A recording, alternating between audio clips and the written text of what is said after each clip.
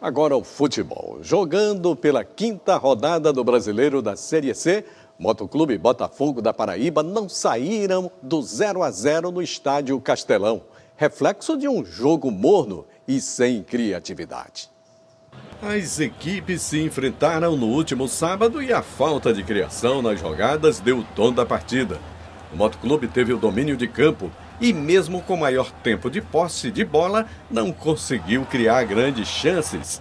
Já o Botafogo da Paraíba fez marcação forte sobre a equipe motense, fazendo com que o goleiro fosse pouco exigido. Com esta postura, ambos os times arriscaram pouco no ataque, deixando os 90 minutos no marasmo da marcação de faltas e disputa de bola no meio de campo. Quem deu trabalho aos times foi o gramado do Castelão.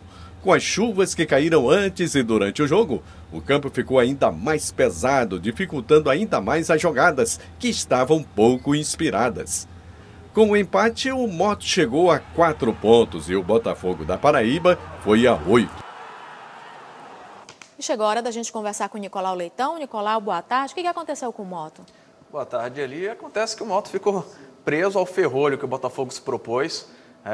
Foi clara a postura que o Botafogo veio buscar um ponto aqui no Castelão, aquela fórmula que todo mundo comenta de buscar um ponto fora e garantir os 3 pontos em casa. Foi perceptível que era isso que o Botafogo da Paraíba queria. E é curioso como essa Série C ela é de fato muito equilibrada. Então, mesmo os times que estão um pouco acima na tabela, os times que estão abaixo, isso não é garantia de resultado nenhum, de jogo fácil para ninguém. Se a gente observar, por exemplo, hoje a rodada tem complemento hoje ainda, mas todos os jogos já feitos pelo Grupo A terminaram empatados. Ou seja, o equilíbrio ele é muito grande.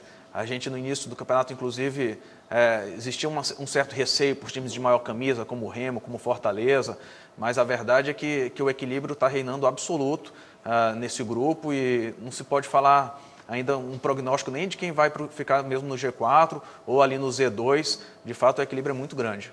E no complemento ainda dessa rodada, vamos ter Sampaio e Confiança, né? Exatamente. Sampaio Corrêa joga fora de casa, hoje à noite, às 8h30 da noite. A gente fala que o Sampaio, curiosamente, venceu as 2 partidas que jogou como visitante. A gente está levando em consideração que no clássico contra o Moto, o mando de campo era do Moto. Então, vamos ver o que o Sampaio vai ser capaz de fazer. Se o Sampaio vencer, ele volta ao G4.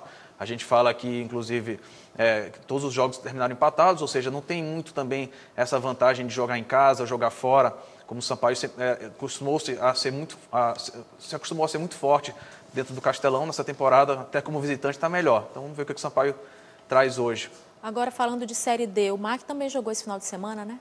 Exatamente.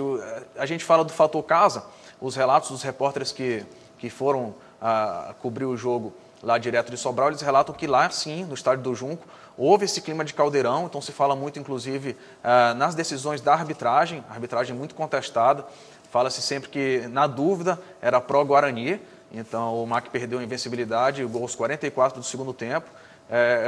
Foi um jogo que deixou a situação do grupo bastante aberta. E o Cordino? Pois é, o Cordino acho que está sentindo a maratona de jogos, né? Assim, é um time que tem uma estrutura limitada, já cumpriu o objetivo para a temporada, já é no mínimo vice-campeão maranhense, disputando a Série D pela primeira vez no Campeonato Nacional, mas ele está claramente sentindo essa maratona de jogos importantes. A gente lembra que quinta-feira começa a decidir o título do estadual contra o Sampaio Corrêa aqui no Castelão. Pedreira, então, para o Cordino, né, Nicolau? Muito obrigada. Obrigado. Edmilson.